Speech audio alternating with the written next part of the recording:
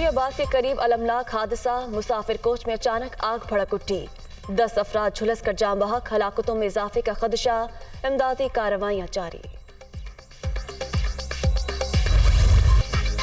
16 अरब रुपए की money laundering साबित न हो सकी, शहबाज शरीफ और हमजा शहबाज केस में बरी।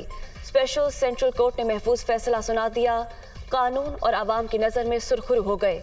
अल्लाह का जितना शुक्र अदा करे कम है, वज़ीर आज़म का ट्वीट।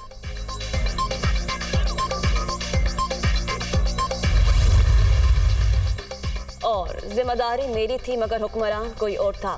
3.5 साल में आधी पावर भी मिल जाती तो शेर शाह सूरी से मुकाबला कर लेते। मुझे नाअहल करवाने के लिए टिप्स बनाई जा रही हैं, इमरान खान का जलसे से खिताब।